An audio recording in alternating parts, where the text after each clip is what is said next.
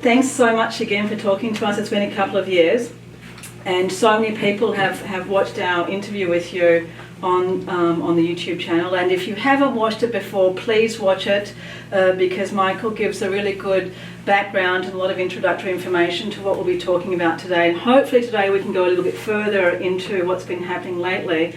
And what I would like to do is perhaps find out also what's happening in South Africa with the stone circles, if there's been any more investigation.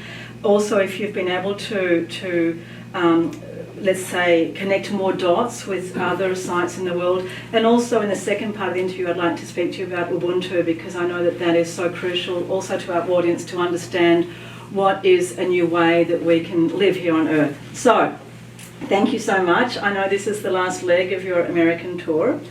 And can you tell us what has been happening during the last couple of years in terms of scientific investigation of the stone circles? Have you come up with new information?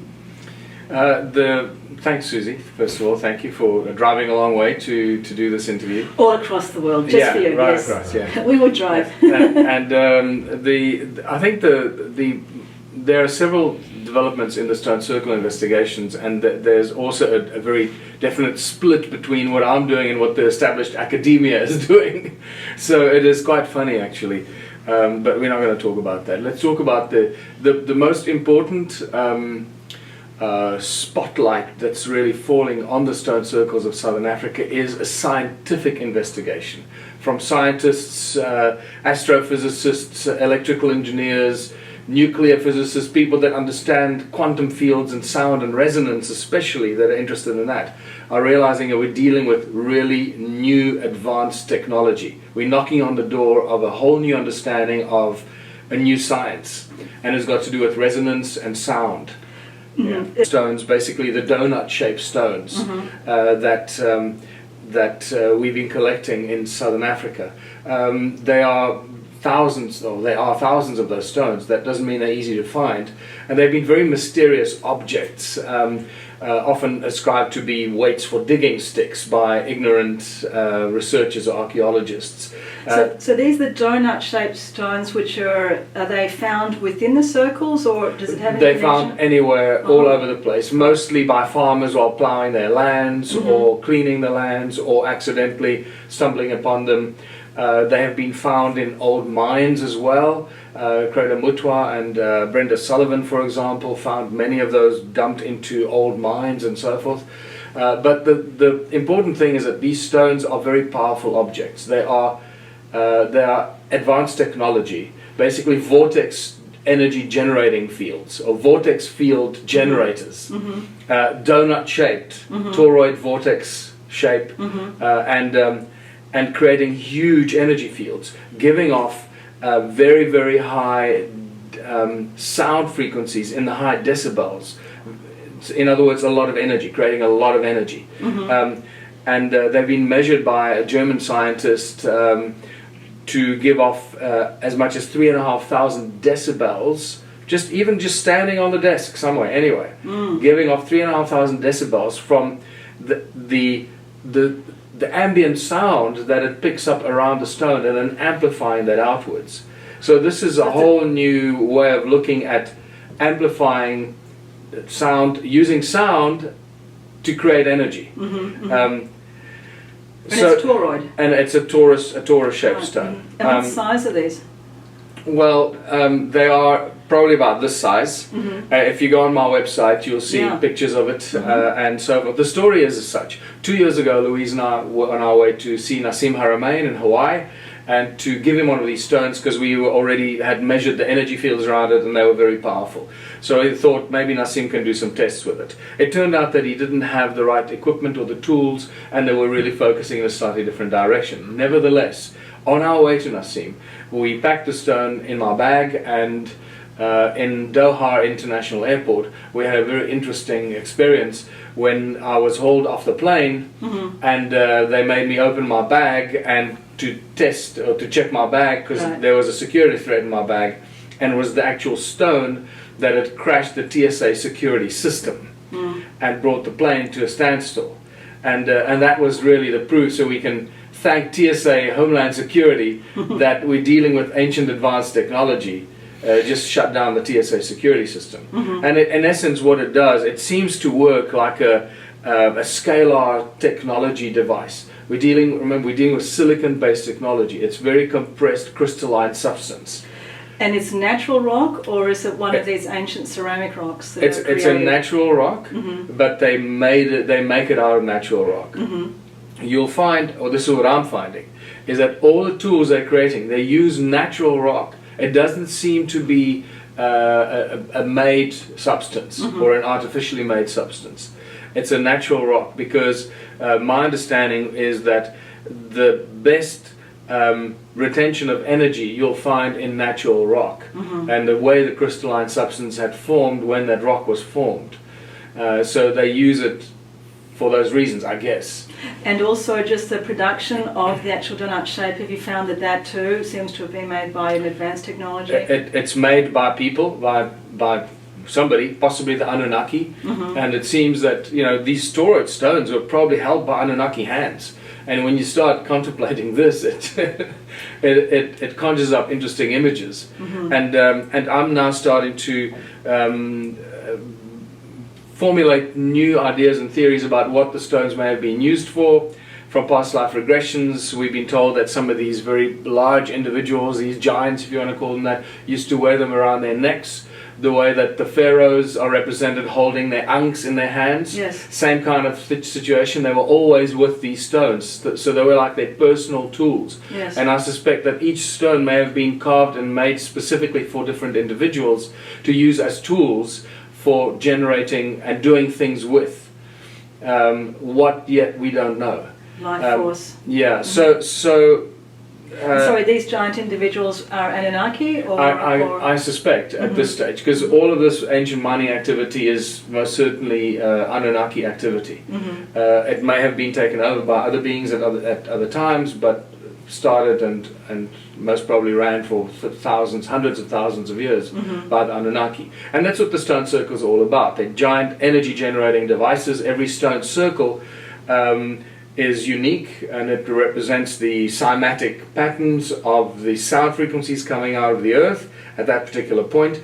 And each stone circle itself is a very powerful energy generating device. In fact, the stone circles generate around, on average, from what we've measured, 30,000 decibels of sound. And that's still now, and that's constant. Right now. Right. So we're dealing with 30,000 decibels. So people that don't know what I'm talking about, it is insane amount of energy. Yeah. At 120 decibels, the sound will pop your eardrums. But these frequencies are at extremely high gigahertz ranges. So we can't hear them, and they don't damage our eardrums, but they certainly have an effect on our body and our physiology and everything around us. So an effective healing, an effective alignment? We're not sure. I mean, right now we're just speculating. Right. What we do know is that different people have different reactions when they walk into the stone circles. Some people can't handle the energy, some people love the energy, some people want to vomit. And Adam's calendar is by far the most powerful of all these stone circles. And this is why I call it the flagship among the ancient vanished civilizations, or among the ancient stone circles in South Africa. And if I didn't mention this before, there are more than 10 million of these stone circles. Yes, yeah. So we're dealing with a vast civilization that just vanished. And the 10 million is throughout South Africa, Botswana, Zimbabwe. Yeah, mostly Zimbabwe. There are some in Botswana, but a lot less than in South Africa and Zimbabwe. Have you found them anywhere else in the world? Yes, of course. There are stone circles all over the world. Of that same structure and frequencies? Similar, not exactly the same. Jordan, Syria has got a huge amount of circles. They've recently come to the attention of researchers around the world. Australia? Australia, there's stone circles everywhere. Yeah. I've seen some in Australia, but not as many as I've seen in other parts of the world. South America is full of them. USA has got them. Ireland and Europe is full of stone circles. And where in the USA have you seen them? I found them in the desert. It's been a while ago since I've looked at them, and I pretty much use Google Earth to look for these things. And it all depends what time of year you're looking for it. Sometimes you see it better than other times of year. So if you go and look at the stone circles in South Africa, Today you'll see plenty in one area, and you come back a year later and you don't see the same ones because new photographs have replaced the old ones and different angle, and suddenly you don't see them anymore. Right. So yeah, it's very sensitive.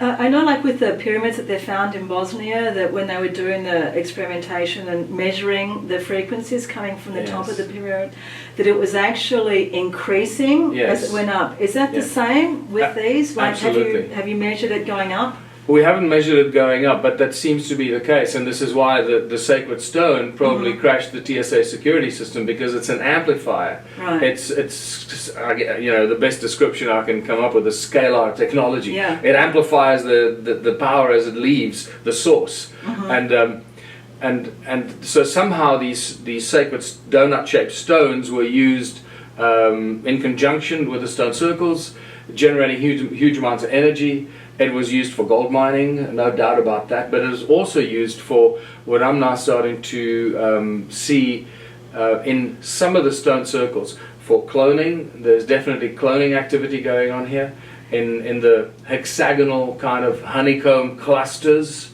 that was going on. How do you see that? Well, How do you know? first of all, from channelings and past life regressions, and I haven't really been speaking about it a lot, but it's now so obvious. And the reference, what's the right word I'm looking for? The support from various channelers and various past life regressions. The statistical probability that they are all making it up outweigh the fact that this is probably we're dealing with something that the probability suggests that that's what it is. And so what's actually cloning? What's happening in the cloning? Cloning human beings. The cloning of the cloning a human chambers. being, or the hybrid, or for those people that might not be very familiar with the beginning of the project, the idea is that the Anunnaki came to planet Earth and began a species here on the Earth, which is of themselves, the Anunnaki, and some creature that they found here. That was already here. That was already here. Like a Homo erectus kind of thing. Who knows? We're speculating. Right. But that's what seems to come out from the Sumerian text. And it's also what comes in from the channeling as well. Yes. Yeah. And so this is 285,000 years ago, matching up with the mitochondrial Eve and Stitchen's translations. Yeah. And that's what we find at Adam's calendar. Which you call Enki's calendar, right? Well, Enki started it, yeah. Right, okay. So I mean, when I first found it, Johann Heine discovered it in a fluke accident in 2003. Then he spent 5 years measuring it and wondering why the hell this ancient site is here and nobody knows about it. Then I was introduced to it in 2007 by him, and I took this research to a whole nother level, I suppose.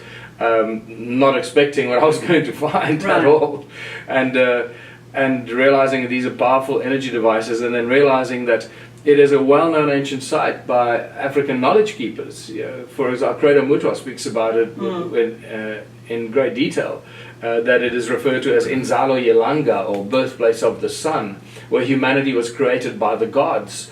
And the god that created humanity, there was Enki, the Sumerian Enki. So the story is exactly the same as we read in the Sitchin translations. And one of Sitchin's translations, he says that Enki built himself a special place of observing on the edge of a cliff in the deep Abzu, in line with the peaks, and his abode in the north. It's like he describes a perfect position of what I called Adam's calendar, because I didn't realize it was connected to Enki at that stage. I just realized it was somehow connected to the origins of humankind, and I couldn't have been more accurate. So tell us what the cloning, like what came up in the channeling, and of course, I've been channeling for 20 years with the Master Teachers, the Galactic Federation Council, so I'm on board with the channeling, and the information is always so accurate, I think. What are you coming up with? Well, the channeling was very clear that my feeling that the hexagonal cell structures, it looks like a honeycomb of these stone structures put together. So it doesn't make any sense why anybody would build like this. Because imagine if the walls are 3 meters high and you've got 20 of them clustered together. How do you get to the ones in the middle? Why are you building this? unless you can hover above them or have some way of looking down at it and using things and putting things in and out, or is it something else? Is it a giant resonator? So I started seeing it as a honeycomb, like bees and ants put their larvae in and Yes. grow their little ones in there. Yeah. And that's exactly what it turned out to be, that they were cloning chambers, and they were using the energy and the resonance from the energy generating stone circles around them to feed the energy into there and clone these first beings that were then the slaves in the gold mines.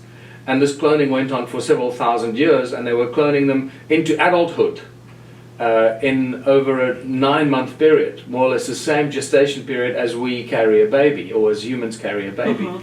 And this is the cloning of what was here on Earth with the Anunnaki, and the Anunnaki's lifespan is like 28,000 years long, apparently. It's much longer, yeah? It's a lot longer than that. So I'm just trying to think that they can speed up the process, yes. Yeah, Yeah. so they cloned this creature now, This creature, which is us, which is the prototype human, yes. right? Yeah.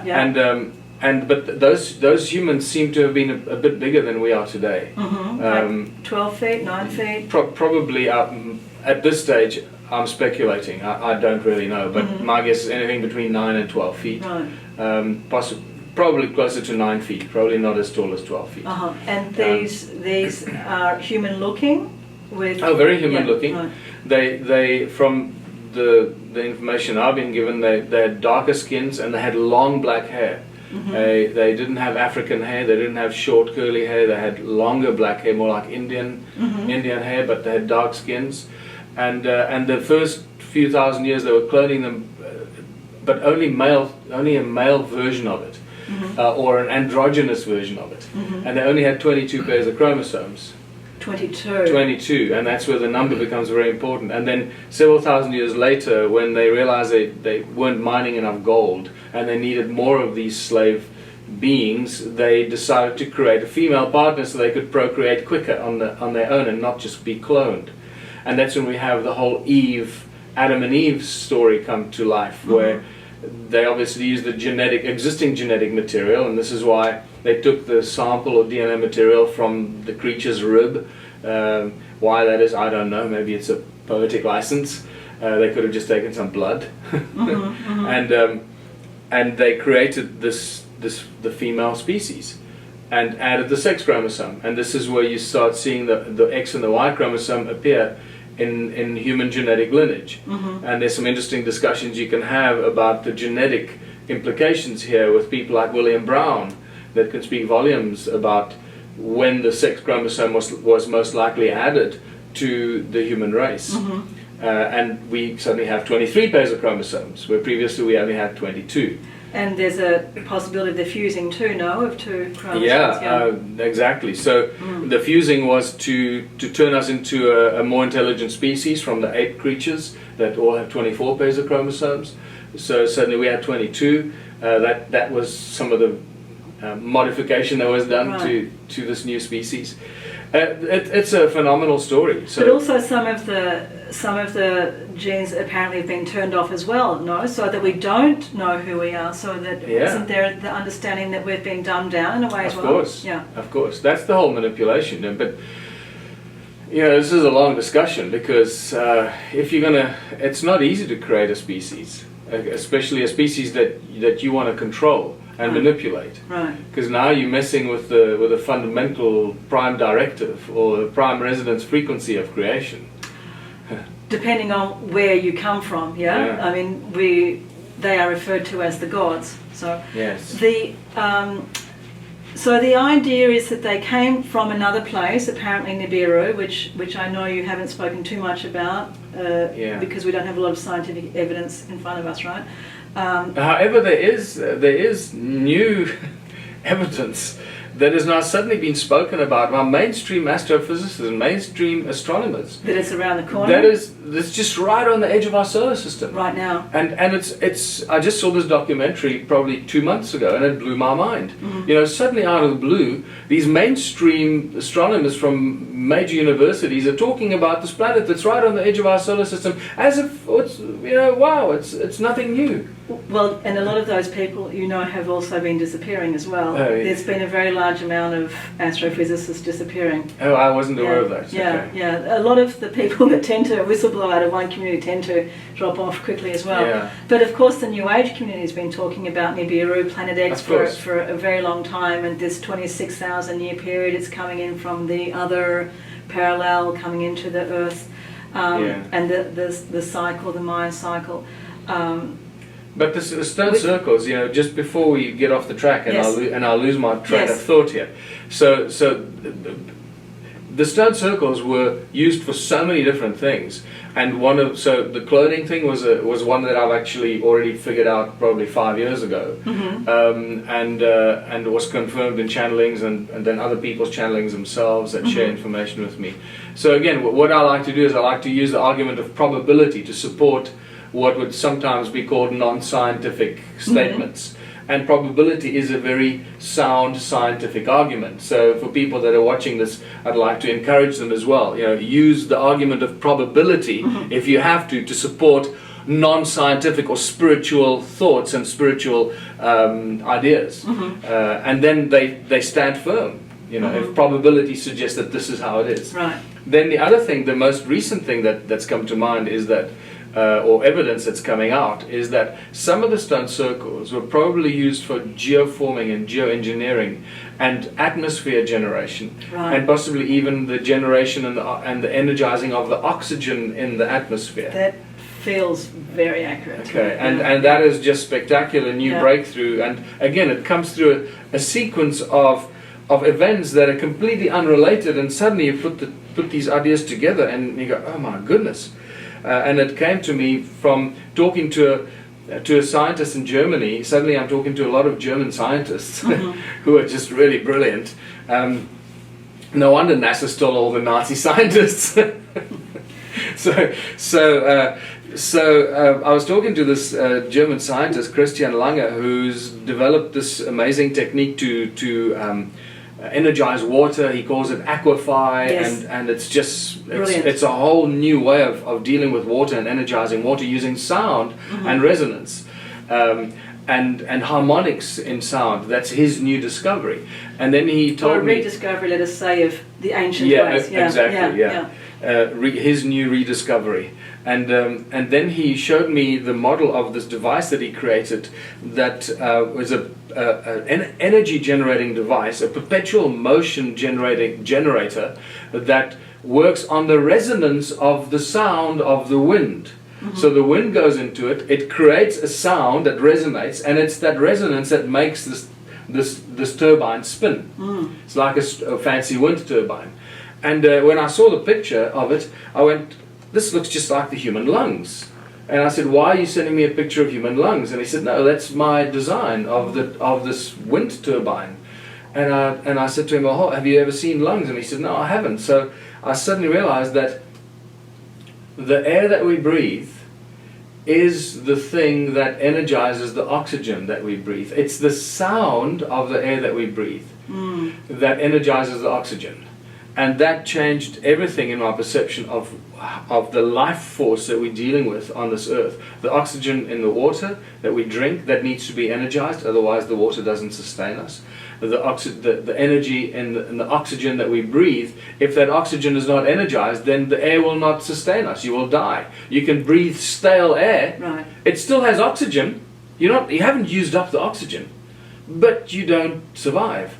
So this was a huge moment for me, and this has just led to a whole new area of discovery, where it's the sound. Remember, when you breathe, your air makes, Darth Vader breathing. Think about that, right? I mean, the sound of Darth Vader makes you just hear that breathing once, and that's Star Wars. Right. So it's all about frequency, which is. It's all about sound and resonance. Yes. I think more than the frequency. The frequency then becomes the manipulation, right, or how you use the sound and the resonance to apply different things. Right. So it's all sound, resonance, frequency. Yeah. So if I just bring you back then, so over many years that I've been studying your work and looking at all the new research, you've said that the stone circles have had all these different functions. So they were gold mines, and in the original, I think the original interview we did, you talked about these stone circles having very large deposits of gold within the circle and nothing outside, and the frequency was very different inside, the temperature was also very different inside. You've also referred to them as dwellings, and now that they are cloning sites. So are the stone circles multifunctional, or are they different stone circles doing different things? I think they're different stone circles doing different things. Right, but this is their form of architecture, so to speak, right? So the stone circles were never dwellings, so I just need to correct that. Okay. They were never dwellings. They were always machines. Okay. Machines to perform certain functions. Yeah, this was from an interview you did in 2011, I believe, in Veritas. So the mainstream archaeologists and historians, still argue today that these are dwellings for such and such people, and that's just nonsense. Right. There's absolute no proof for that. In fact, all the proof suggests that they were not dwellings. However, I must correct that, because there have been people that used them for dwellings, right. But the original intent was not as dwellings. They've been modified to be dwellings, and that's where the confusion comes in. Right. So many hundreds or maybe thousands have been converted into being dwellings in the last 200 or 300 years, right. But that's not their original purpose. These structures have been there for close to 300,000 years? Probably more. Probably more. I mean, from when the Anunnaki first arrived on Earth, close to 500,000 years ago, these structures have been there for a long time. Mm-hmm. And in the original state, that's when they were doing the gold mining. Yeah. And so, just a very easy question. What were the Anunnaki using the gold for? Because we have so many different versions. What is your latest research showing you, from channelings and from research? Yeah, I'm beginning to, I have changed my opinion on the Anunnaki so many times. Yeah. And I've realized now that it's very difficult for us to put them in a box. Mm-hmm. Anunnaki are a very mysterious group of beings. They go back billions of years. They're not just, they go back to what seems to be very close to the creation of everything, to source creation. The Anunnaki were among the first entities and energy forms created. And so there are many levels of Anunnaki beings throughout existence and throughout the multiverses. And some are less conscious and others are more conscious. And we're dealing with beings that have got the ability to first of all, they have an absolute command and understanding of the laws of nature and physics and science. And they also understand how to manipulate all that. Sometimes manipulate it for their own benefit at the expense of others, and sometimes redressing that and fixing the problems that they've created. Mm-hmm. And so I think we're dealing with a long period of time here, and this may not have been the first time that the Anunnaki were on planet Earth. However, it may be. That's still open for speculation, to be answered mm-hmm. accurately. But it seems that the gold that they came to find on this planet Earth was used for various different things, and not just what we originally seemed to think. Often I'm starting to get the feeling that it was used for them to be able to move interdimensionally, for them to protect their planet, to make it invisible from to the prying eyes of other beings of consciousness, so they didn't see what they were doing. And possibly even on planet Earth, to shield planet Earth from their activity, what was going on here. So we know that they created an energy grid around the Earth, and they were not the only ones. There seem to be several different energy grids around the planet.